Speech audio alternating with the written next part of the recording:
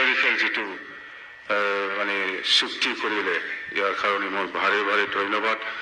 আৰু আজি আমাৰ বড়ো সমাজতে যিটো গান কালচাৰ সেইটো নাইকিয়া হৈ গ'ল, সেইটো মই আগৰ পৰাই বহুতবাৰ অনুৰোধ কৰি আহিছোঁ যে আমি এটা আমাৰ সমাজৰ মাজত এটা এই গান কালচাৰটো যদি শেষ কৰিব পাৰে তেতিয়াহ'লে বহুত আৰু এই অঞ্চলতো উন্নতি হ'ব। এনেকুৱা আমি অনুৰোধ কৰি আহিছিল বা কৈ পেলাই আহিছিল। যেন হওক মই আৰু বেছি নকম, ধন্যবাদ থাকিল NDP সদস্যলৈ আৰু আমাৰ NDP 4টা গোটৰ লিডাৰসকললৈ, বি চাউৰাইগৰা, ৰঞ্জন দৈমাৰী, ধীৰেন বড়ো আৰু আমাৰ গোবিন্দ বসুমতাৰী ডাঙৰীয়ালৈ সকলোকে আকৌ ধন্যবাদ দি মোৰ বক্তব্য ইয়াতে সামৰিছোঁ। থেংক ইউ, ধন্যবাদ। मानगोनां मुस्रि हाग्रामा महिलारिनिसिम जोबोद साबायखर थाबाय। শ্ৰদ্ধাশীলবৃন্দ, এতিয়া ঐতিহাসিক বড়ো শান্তি চুক্তিৰ সকলো স্বাক্ষৰকাৰী হৈ নিখিল বড়ো ছাত্ৰ সন্থাৰ সভাপতি মাননীয় শ্ৰীযুত প্ৰমোদ বড়ো মহোদয়ক তেখেতৰ ভাষণ আগবঢ়াবলৈ আমি বিনম্ৰ অনুৰোধ জনালোঁ।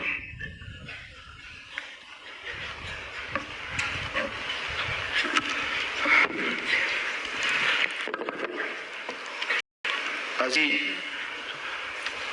30 জানুৱাৰী ভাৰতৰ আৰু বিশ্বৰ কাৰণে এইটো এটা ঐতিহাসিক দিন। আজিৰ দিনতে জাতিৰ পিতা মহাত্মা গান্ধীক গধূলি প্ৰাৰ্থনাৰ পৰা ঘূৰি আহোঁতে হত্যা কৰা হৈছিলে। আমি আজি জাতিৰ পিতা মহাত্মা গান্ধীক বিশ্ববাসীয়ে স্মৰণ কৰিছোঁ।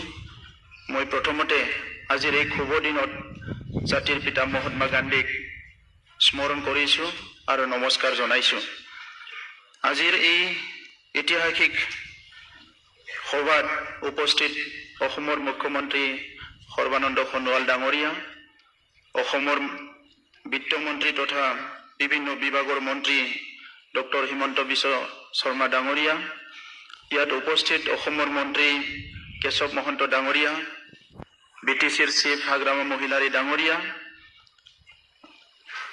হোম মিনিষ্ট্ৰীৰ নৰ্থ ইষ্টৰ জইণ্ট ছেক্ৰেটাৰী সত্যেন্দ্ৰ কাক ডাঙৰীয়া, অসমৰ চিফ ছেক্ৰেটাৰী ডাঙৰীয়া, DGP ডাঙৰীয়া প্ৰমুখে 4 crore আৰ্মি কমাণ্ডাৰ ডাঙৰীয়া আৰু উপস্থিত আমাৰ বিভিন্ন বিষয়ববীয়াসকল, আজিৰ বিশেষ তাৎপৰ্য NDPৰ 4টা ফেকশ্যনৰ সভাপতি প্ৰমুখে ৰঞ্জন দৈমাৰী ডাঙৰীয়া, গোবিন্দ বসুমতাৰী ডাঙৰীয়া, ধীৰেন বড়ো ডাঙৰীয়া আৰু চাউৰাইগৰা ডাঙৰীয়া, লগতে ইয়াত উপস্থিত আমাৰ বড়ো সাহিত্য সভাৰ সভাপতি, বড়োৰ বিভিন্ন জাতীয় সংগঠনৰ নেতৃবৃন্দ, মই সকলোলৈ এই সময়ত নমস্কাৰ জনাইছোঁ। আজি বিশেষকৈ এই সভা আমাৰ কাৰণে, বড়ো জাতিৰ কাৰণে এটা ঐতিহাসিক সভা বুলি ক'ব লাগিব। কাৰণ আজিৰ পিছত বড়ো জনগোষ্ঠীৰ যি টেগ আছিলে এই টেগটো নাইকিয়া হৈ যাব। দীৰ্ঘদিনৰ ধৰি অসমৰ আৰু ভাৰতৰ সংবাদ মাধ্যমত দুটা শব্দ প্ৰচলন হৈ আছিলে। অসমীয়াত বড়ো উগ্ৰপন্থী বুলি কোৱা হয় আৰু হিন্দীত বড়ো উগ্ৰবাদী বুলি কোৱা হয়। যেতিয়া বড়ো উগ্ৰপন্থী আৰু বড়ো উগ্ৰবাদী এই দুটা শব্দ উচ্চাৰণ কৰে, আমাৰ বুকুত অলপ আঘাত পাওঁ যে এটা জাতি কেনেকৈ উগ্ৰপন্থী হ'ব পাৰে। এইটো হ'ব পাৰে স্বাভাৱিকতে এটা উচ্চাৰণ আহে, কিন্তু এইটো সকলো জাতিক সাঙুৰি লোৱাত আমি সকলোৱে দুখ পাইছিলোঁ। আৰু সেইকাৰণে সকলো পক্ষৰ পৰা আপ্ৰাণ চেষ্টাত, এইটো এটা কোনোবা এটা পক্ষৰ নহয়, সকলো পক্ষৰ আপ্ৰাণ চেষ্টাত এটা কালেক্টিভ এফৰ্টত আজি এই আমি শুভ এটা ক্ষণটো দেখিবলৈ সক্ষম হ'লোঁ। ইয়াৰ কাৰণে ধন্যবাদৰ পাত্ৰ ভাৰতৰ প্ৰধানমন্ত্ৰী, ভাৰতৰ হোম মিনিষ্টাৰ আৰু ইয়াৰ লগতে অসমৰ মুখ্যমন্ত্ৰী আৰু বিশেষকৈ ইয়াত আগভাগ লৈছে ডক্টৰ হিমন্ত বিশ্ব শৰ্মা ডাঙৰীয়া। মই তেখেতসকলক প্ৰথমতে ধন্যবাদ জনাইছোঁ। ইয়াৰ লগতে বিউৰ'ক্ৰেটসকল আছে। আজি ইয়াত অসমৰে এজন সু সন্তান, তেখেতৰ নামটো ল'বই লাগিব, যিজনে BTC চুক্তিটো অৰিহণা আছিলে আৰু এইখন চুক্তিটো অৰিহণা আছে। তেখেতৰ নামটো হ'ল তপন ডেকা। তেখেতো ইয়াত যথেষ্ট কণ্ট্ৰিবিউশ্যন আছে আৰু অশেষ কষ্ট কৰি পেলাই এই কামটো কৰিলে। সেইকাৰণে আজি মই এই সকলো ব্যক্তিক প্ৰথমতে ধন্যবাদ জনাইছোঁ বড়ো জনগোষ্ঠীৰ তৰফৰ পৰা। আজি আমি এই সময়ত বহুত কথা মই ক'ব বিচৰা নাই। ভাইলেন্স আৰু নন ভাইলেন্স এই দুটা শব্দই আমাৰ কাৰণে ইম্পৰ্টেণ্ট, কাৰণ ইতিহাস দুটা শব্দই লিখে বুলি কৈছে। এটা হ'ল চেলেঞ্জ, আনটো হ'ল ৰেছপন্স। চেলেঞ্জ আৰু ৰেছপন্স এই দুটা শব্দই চব ইতিহাস ৰচনা হয়। আৰু আমি আছিলোঁ ভাইলেন্স আৰু নন ভাইলেন্সৰ মাজত। আমি বহুত কনফিউজ হৈ আছিলোঁ। আমি ডেমক্ৰেটিক হ'ম নে আনডেমক্ৰেটিক হ'ম, আমি ভাইলেন্স হ'ম নে নন ভাইলেন্স হ'ম, এই দুটাৰ মাজত আমাৰ ৰেভলিউশ্যন চলি আছিলে। আৰু ৰেভলিউশ্যন শব্দটো আমি দুইটা ধৰণে ব্যৱহাৰ কৰি আহিছিলোঁ। এটা হ'ল জাতি ৰক্ষাৰ কাৰণে, আনটো হ'ল জীয়াই থকাৰ কাৰণে। আৰু এই ৰেভলিউশ্যনটো আহি আহি এটা অন্ত পৰিল আজি, যে যিটো নেকি অধিকাৰৰ ৰেভলিউশ্যন, অধিকাৰৰ সংগ্ৰাম NDP চুক্তিৰ দ্বাৰা এইটো সমাপ্ত হ'ল। কিন্তু নতুন এটা ৰেভলিউশ্যন আমাৰ আৰম্ভ হ'ল, এইটো হ'ল শান্তি প্ৰতিষ্ঠা কৰা ৰেভলিউশ্যন। আজি মহাত্মা গান্ধীৰ ইয়াত ভজন ইয়াত শুনাইছে আমাক। মহাত্মা গান্ধী ডাঙৰীয়াৰ যিবিলাক ভজন আছিলে সেইটো মানৱতাক লৈ পেলাই গোৱা ভজন আছিলে। আৰু সেই ভজনত যি কথাবিলাক কৈছে এইটো আমি বাস্তৱত ৰূপায়ণ কৰিব লাগিব। তো সেইকাৰণে আজি মই নিখিল ছাত্ৰ সন্থাৰ তৰফৰ পৰা এই শুভ ক্ষণত যিটো ৰেভলিউশ্যন যি কাৰণতে নহয় কিয়, এই কাৰণবোৰক সমাধান কৰাৰ দায়িত্বটো সমাজৰো হয়, চৰকাৰৰ হয়, বিভিন্ন পক্ষৰ হয়। সেইকাৰণে মই অসম চৰকাৰক প্ৰথমে আহ্বান কৰিছোঁ, যিখন চুক্তি কৰিলে এই চুক্তি আখৰে আখৰে যাতে ৰূপায়ণ হয়, পুনৰ বড়ো যুৱকসকলে কিতাপ পঢ়িবলৈ বাদ দি পেলাই যাতে ৰাজপথত আহিব লগা নহয়, সেইটো অসম চৰকাৰৰ সন্মানীয় মুখ্যমন্ত্ৰী আৰু অসম চৰকাৰৰ অন্যতম মন্ত্ৰী ডক্টৰ হিমন্ত বিশ্ব শৰ্মা দুইজনৰ ওপৰত নিৰ্ভৰ কৰিছে। মই আপোনালোকক এই সময়ত এই অনুৰোধটো ৰাখিছোঁ।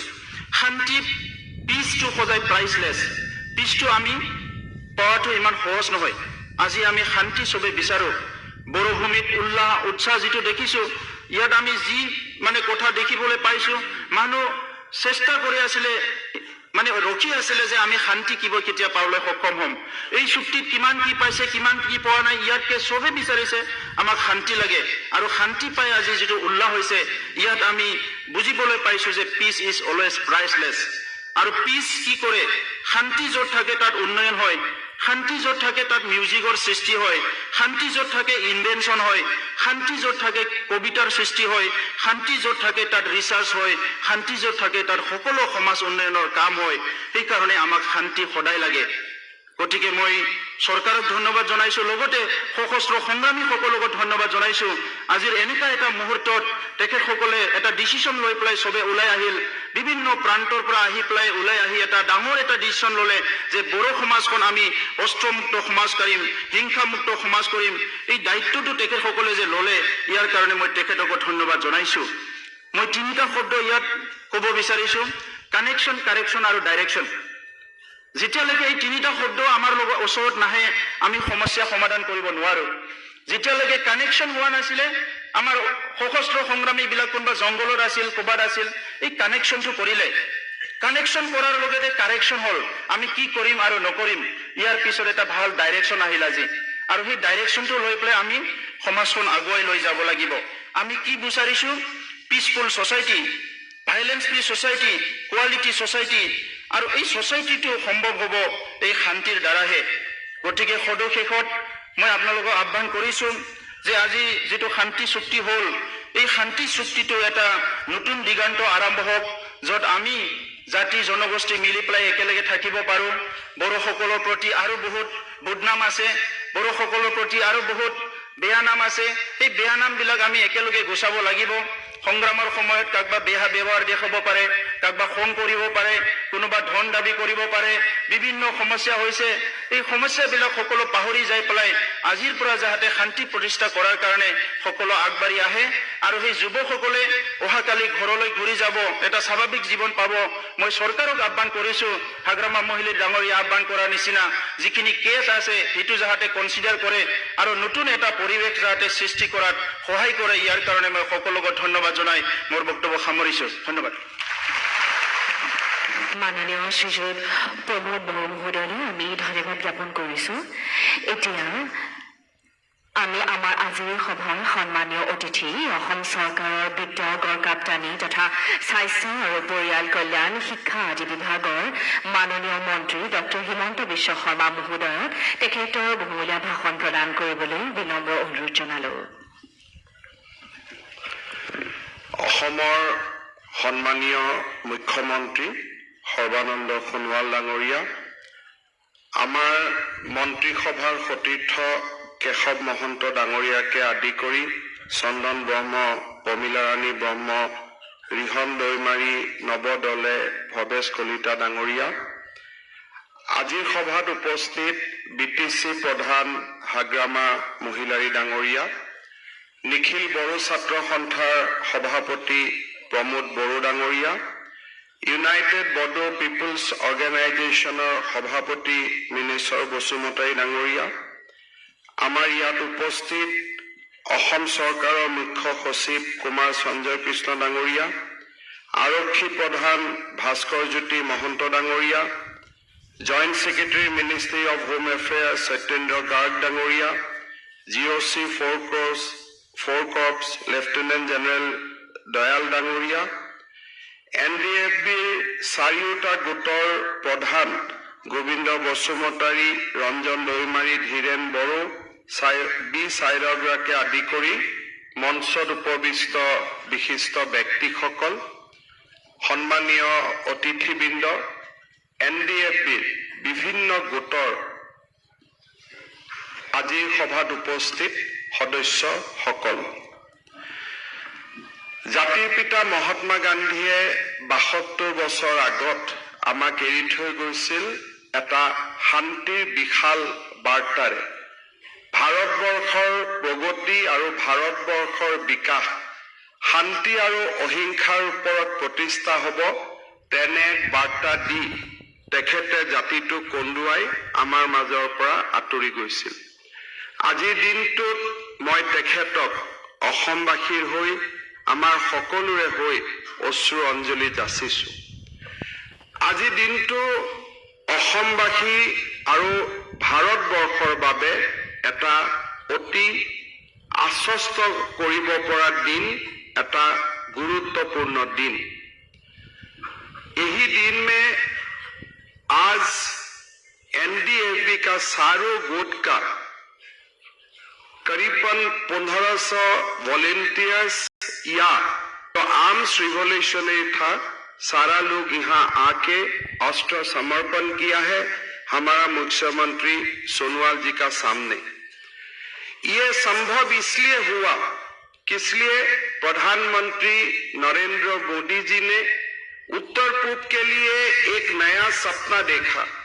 वो सपना था कि उत्तर पूर्व भारत का विकास का सबसे बड़ा इंजन बनेगा, ग्रोथ इंजन बनेगा।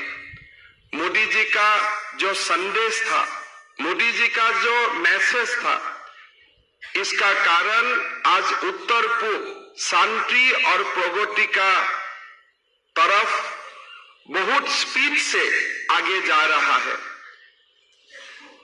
ये 1 महीना में मोदी जी का नेतृत्व में हमने 2 बहुत बड़ा काम नॉर्थ ईस्ट में देखा, नॉर्थ ईस्ट में संभव हुआ। थोड़ी ही दिन पहले प्रधानमंत्री मोदी जी का आग्रह से जो ब्रू रिफ्यूजी था त्रिपुरा में, मिजोरम से वो लोग को आना पड़ा था। 20 साल वो लोग कैंप में रहा था, खाने के लिए पीने के लिए उनका पास कुछ भी नहीं था, ह्यूमन डिग्निटी बोल के उनका पास कुछ भी नहीं था। मोदी जी ने पहल किया, अमित शाह जी ने पहल किया और त्रिपुरा का जो बीजेपी सरकार है, त्रिपुरा सरकार ने ये रेस्पॉन्सिबिलिटी स्वीकार किया कि ब्रू रिफ्यूजी को हम त्रिपुरा में ही संस्थापन करेगा, उनको हम लोग त्रिपुरा में ही जमीन देगा, त्रिपुरा का ही नागरिक मान के चलेगा। उसका कारण एक ऐतिहासिक ब्रू एकॉर्ड साइन हुआ और आज ब्रू एकॉर्ड का बाद नॉर्थ ईस्ट में और एक बहुत बड़ा कदम मोदी जी ने लिया ये हुआ कि सारों एनडीएफबी का जो सशस्त्र आर्म्स रिवोल्यूशन था इसका खत्म हुआ।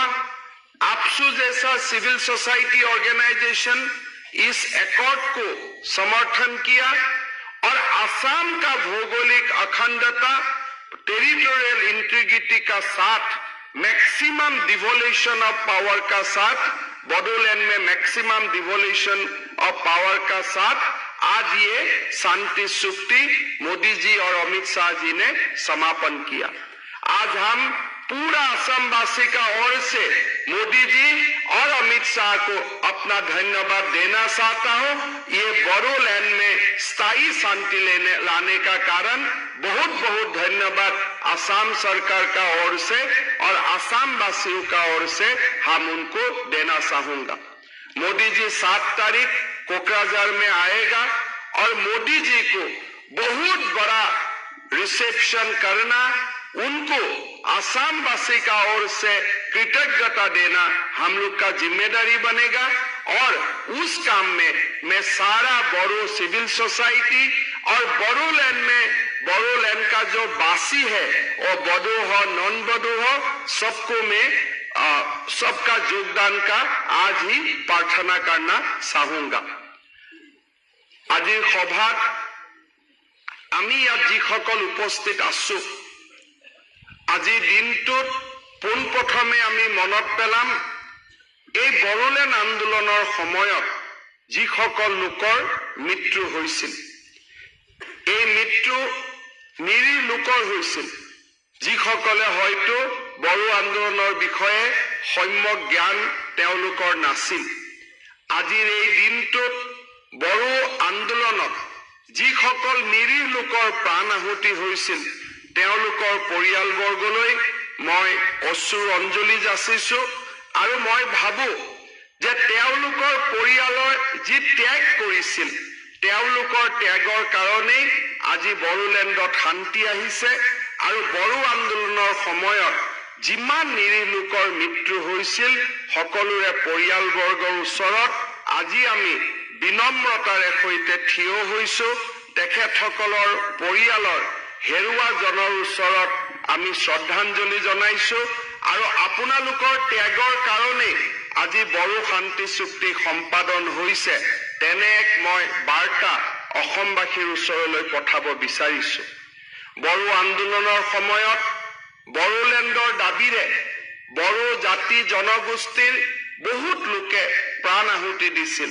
এটা আদৰ্শক লৈ যে বড়ো ৰাজ্য গঠন হ'ব তেওঁলোকলৈকেও আজিৰ এই দিনটোত মই শ্ৰদ্ধাঞ্জলি জনাইছো। আপচুৰ ভলেণ্টিয়াৰে হওক এনডিএফবিৰ সদস্যই হওক যিসকল আমাৰ মাজৰ পৰা আঁতৰি গৈছিল তেওঁলোককো মই আজিৰ দিনটোত শ্ৰদ্ধাঞ্জলি জনাইছো। শান্তি চুক্তি আৰ্মি আৰু পুলিচ বলৰ আজি এক বিপদসংকুল পৰিৱেশৰ মাজতো পুলিচ আৰক্ষী আৰু সেনা বাহিনীৰ জোৱানসকলে কাম কৰিছিল। তেওঁলোকৰো বহুত লোক এই সমগ্ৰ ঘটনাৱলীৰ মাজত হেৰাই গৈছিল।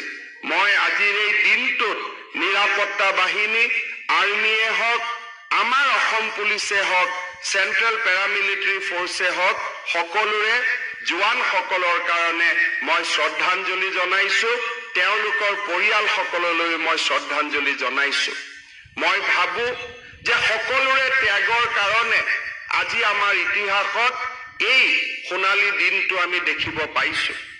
এনডিএফবিৰ চাৰিওটা ফৈদে একেলগে লগত আপচু ইউবিপিঅ আৰু বিপিএফৰ সমৰ্থনেৰে গোটেই বড়ো চিভিল ছ'চাইটিৰ সমগ্ৰ অংশীদাৰে একলগ হৈ স্বাক্ষৰ কৰা এই চুক্তিখন সঁচা অৰ্থত আমি ঐতিহাসিক বুলি ক'ব লাগিব। 1966 চনত পিটিচিএ মুভমেণ্ট আৰম্ভ হৈছিল। তাৰ পিছত বড়ো জাতিৰ বডৌফা বা পিতৃস্বৰূপ উপেন ব্ৰহ্ম ডাঙৰীয়াই বড়ো আন্দোলনক এক নতুন মাত্ৰা দিছিলে। 1993 চনত শান্তি চুক্তি হৈছিল। সেই শান্তি চুক্তিত আপচু অংশীদাৰ হোৱা নাছিল। তাৰ ফলত সংগ্ৰাম চলি আছিল।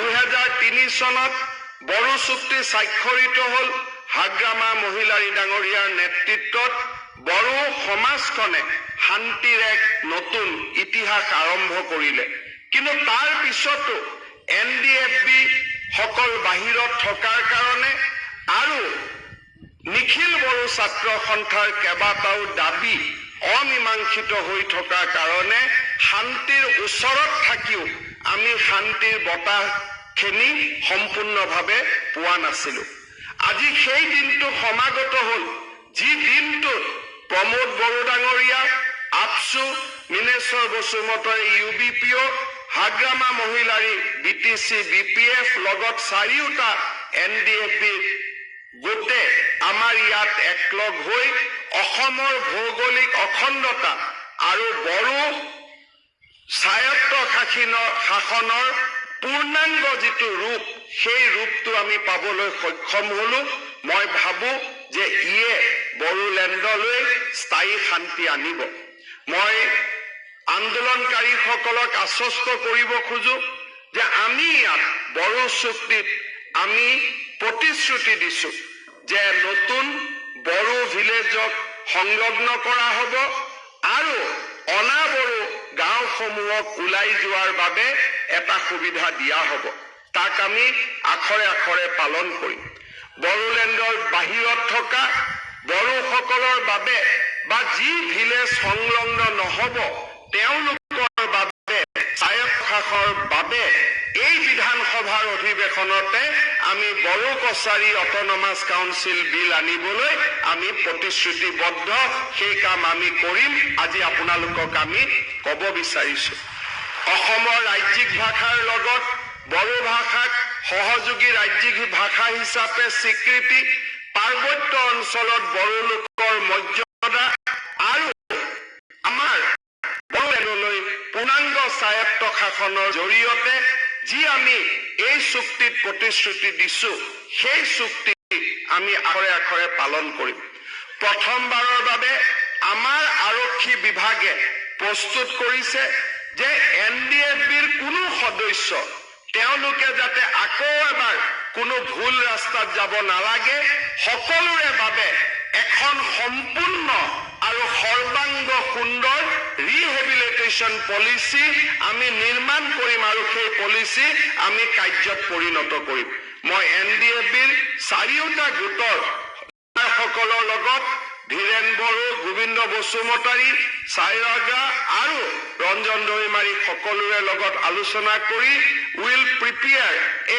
comprehensive relief and rehabilitation policy so that nobody has to go back again to some other area they remain in the mainstream আমি এখন সুন্দৰ rehabilitation policy আমি নিৰ্মাণ কৰিম মই আজিৰ এই সভাত স্পষ্টভাৱে এটা কথা ক'ব বিচাৰো যে প্ৰধানমন্ত্ৰী নৰেন্দ্ৰ মোদী ডাঙৰীয়াৰ নেতৃত্বত ভাৰতীয় জনতা পাৰ্টিৰ চৰকাৰখনে অসমত স্থায়ী শান্তিৰ কাৰণে কাম কৰিছে আজিৰ এই শান্তি চুক্তি তাৰ এক জ্বলন্ত উদাহৰণ আজিৰ এই মঞ্চৰ পৰাই মই অসমৰ আন সশস্ত্ৰ সংগ্ৰামী বিশেষকৈ United liberation front of Assam বা সংযুক্ত মুক্তি বাহিনী অসমকো মুকলি আলোচনাৰ বাবে এই মঞ্চৰ পৰাই তেওঁলোককো মই নিমন্ত্ৰণ জনাইছো যাতে অসমলৈ আমি স্থায়ী শান্তি উভতাই লৈ আহিব খোজো কাৰণ অসমৰ ভৱিষ্যত ভাৰতৰ শ্ৰেষ্ঠ 5খন ৰাজ্যৰ ভিতৰত এখন আমি 6 নম্বৰ হ'বৰ কাৰণে আমি জন্মা নাই আমি 1ৰ পৰা 5 নম্বৰৰ ভিতৰত আমি থাকিব লাগিব আৰু সেই উদ্দেশ্যে আমি একেলগে কাম কৰিব লাগিব এই চুক্তি কেতিয়াও সম্ভৱ নহলহেঁতেন যদি গৃহমন্ত্ৰী অমিত শ্বাহ ডাঙৰীয়াৰ ঐকান্তিক প্ৰচেষ্টা নাথাকিলেহেঁতেন ৰাতি 2টা বজাত ৰাতি 3টা বজাত ৰাতিপুৱা 7টা বজাত কোনোবা এটা খন নাই কোনোবা এটা পণ নাই যিটো সময়ত গৃহমন্ত্ৰী অমিত শ্বাহ ডাঙৰীয়াই এই চুক্তিখনৰ বিষয়ে আলোচনা কৰা নাছিলে আজিৰ এই সভাত অসমবাসী ৰাইজৰ হৈ অসমক মনে প্ৰাণে ভাল পোৱা গৃহমন্ত্ৰী অমিত শ্বাহ ডাঙৰীয়ালৈ মই কৃতজ্ঞতা জনাইছো অসমৰ মুখ্যমন্ত্ৰী সৰ্বানন্দ সোণোৱাল ডাঙৰীয়াৰ বদন্যতা আৰু সকলোকে সামৰি এখন শ্ৰেষ্ঠ অসমৰ কল্পনা তেওঁৰ বিৰাজমান হৈ থকা সোণোৱাল ডাঙৰীয়াৰ সহযোগিতাই আজি আমাক এই পৰ্যায়লৈকে তেখেতৰ চৰকাৰখনৰ এক অন্যতম সফলতাৰ কীৰ্তি স্বৰূপে আজি আমি এই পৰ্যায়ত উপনীত হ'ব পাৰিছোঁ। চুক্তি স্বাক্ষৰ যেতিয়া হয় বহু লোকে নীৰৱভাৱে ইয়াৰ পিছফালে কাম কৰে। সেইসকল লোকৰ কথা ইতিহাসে কেতিয়াও স্বীকৃতি নিদিয়ে। ইতিহাসৰ পাতত তেওঁলোক নোহোৱা হৈ থাকে, কাৰণ তেওঁলোকে পিছফালৰ পৰা কাম কৰে। কিন্তু আজিৰ এই মুহূৰ্তত মই কেইগৰাকীমান ব্যক্তিৰ নাম কৃতজ্ঞতাৰে সৈতে ল'ব খোজো। অসম কেডাৰৰ দুগৰাকী বিষয়া, ভাৰতৰ গৃহ সচিব, আমাৰ কেডাৰৰ বিষয়া অজয় ভাল্লা ডাঙৰীয়া আৰু আমাৰ director of intelligence bureau Arvind Kumar, যি অসম কেডাৰৰ IPS অফিচাৰ, তেওঁলোক দুজনৰ যি প্ৰচেষ্টা আছিল, সেই প্ৰচেষ্টাৰ কাৰণে আজি আমি এই চুক্তিখন দেখা পাইছো বুলি ক'লে ভুল কৰা নহ'ব। তেখেত দুজনক সক্ৰিয়ভাৱে সহায় কৰা ইণ্টেলিজেন্স ব্যুৰোৰ এডিশ্যনেল ডাইৰেক্টৰ অক্ষয় কুমাৰ আৰু অসমৰ সুযোগ্য সন্তান তপন ডেকা ডাঙৰীয়াৰ নেৰা নোপোৱা প্ৰচেষ্টাই এই দিনটোলৈ আমাক লৈ আহিবলৈ প্ৰেৰণা দিছিল। এই চুক্তি স্বাক্ষৰ কৰাৰ ক্ষেত্ৰত আমাৰ মিনিষ্ট্ৰী অফ হোম এফেয়াৰ্ছৰ জইণ্ট ছেক্ৰেটাৰী সত্যেন্দ্ৰ গাৰ্গ ডাঙৰীয়া, যি আমাৰ মাজত উপস্থিত আছে, তেখেতৰ যিটো পজিটিভ এপ্ৰ'চ আছিলে, সেই পজিটিভ এপ্ৰ'চৰ কাৰণে আজি আমি এই দিনটো দেখিবলৈ পাইছো বুলি ক'লে ভুল কৰা নহয়। অসম চৰকাৰৰ হৈ মই central union home secretary Ajay Bhalla, director of intelligence bureau Arvind Kumar, additional director of intelligence bureau Akshay Kumar আৰু আমাৰ তপন ডেকা ডাঙৰীয়া আৰু আমাৰ সত্যেন্দ্ৰ গাৰ্গ ডাঙৰীয়া জইণ্ট ছেক্ৰেটাৰী হোম এফেয়াৰ্ছ, তেখেতসকলেও মই ধন্যবাদ আৰু কৃতজ্ঞতা জনাইছো। এই চুক্তিৰ লগত আমাৰ অসম চৰকাৰৰ হৈ আমাৰ চিফ ছেক্ৰেটাৰী কুমাৰ সঞ্জয় কৃষ্ণ, জিষ্ণু বৰুৱা আৰু আমাৰ DGP ভাস্কৰ জ্যোতি মহন্তই যি কণ্ট্ৰিবিউশ্যন দিছিল, তাৰ বাবেও মই তেখেতসকলক ধন্যবাদ আৰু কৃতজ্ঞতা জনাইছো। এই চুক্তি কেতিয়াও সম্ভৱ নহ'লহেঁতেন যদি BTCৰ মুৰব্বী হাগ্ৰামা মহিলাৰী ডাঙৰীয়াৰ এটা ইতিবাচক ভূমিকা নাথাকিলেহেঁতেন। আজিৰ এই মুহূৰ্তত মই BTC প্ৰধান হাগ্ৰামা মহিলাৰী ডাঙৰীয়াক কৃতজ্ঞতা জনাইছো আৰু তেখেতৰ সহযোগিতাৰ বাবেই আজি আমি এই পৰ্যায়ত উপনীত হ'ব পাৰিছো। মই আগতে কৈছো 93 চনত চুক্তি হৈছিল, 2003 চনত চুক্তি হৈছিল, কিন্তু নিখিল বড়ো ছাত্ৰ সন্থাৰ দাবীসমূহ সম্পূৰ্ণভাৱে সমাধান নোহোৱা বাবে কৰবাত নহয় কৰবাত সেই ইস্পিত শান্তিটো আমি পোৱা নাছিলো। নিখিল বড়ো ছাত্ৰ সন্থাৰ সভাপতি প্ৰমোদ বড়ো ডাঙৰীয়া আৰু সাধাৰণ সম্পাদক লৰেন্স বসুমতাৰী ডাঙৰীয়াৰ যি পজিটিভ এপ্ৰ'চ আছিল, বড়োলেণ্ডত সকলো সন্তান তেওঁলোকৰ মাতৃৰ বুকুচালৈ উভতি আহক, বড়োলেণ্ডত শিক্ষা সংস্কৃতিৰ এক নতুন দিগন্ত আৰম্ভ হওক, আপচুৰ যি কল্পনা আছিল, সেই কল্পনা বাবে আজি আমি এই দিনটোত উপনীত হ'ব পাৰিছো।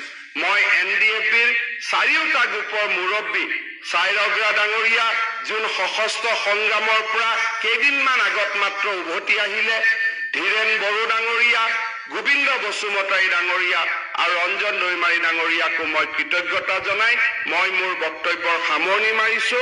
সকলোৱে মিলি আমি অখণ্ড অসম আৰু শান্তি আৰু প্ৰগতিৰ বড়োলেণ্ড নিৰ্মাণৰ প্ৰতিশ্ৰুতিৰে মই মোৰ বক্তব্যৰ সামৰণি মাৰিছো। ধন্যবাদ। মাননীয় মন্ত্ৰী ডক্টৰ হিমন্ত বিশ্ব শৰ্মা মহোদয়লৈ আমি ধন্যবাদ জ্ঞাপন কৰিছো। আৰু এতিয়া শ্ৰদ্ধাৰ সুধীবৃন্দ, আমি বিনম্ৰ অনুৰোধ জনাইছো আমাৰ আজিৰ এই সভাখনিৰ মুখ্য অতিথি, আমাৰ পথ প্ৰদৰ্শক, আমাৰ গুৰি ধৰোতা অসমৰ মাননীয় মুখ্যমন্ত্ৰী শ্ৰীযুত সৰ্বানন্দ সোণোৱাল মহোদয়ক তেখেতৰ বহুমূলীয়া ভাষণ প্ৰদান কৰি আমাক উৎসাহিত কৰিবলৈ।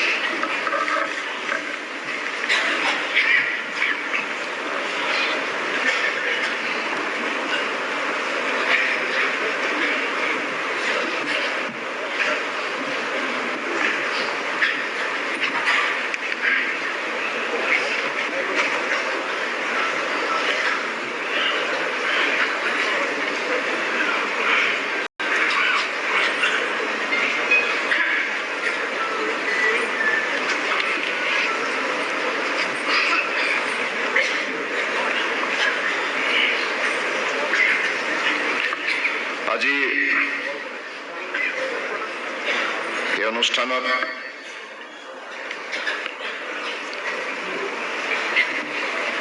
মঞ্চত মোৰ সৈতে উপস্থিত থকা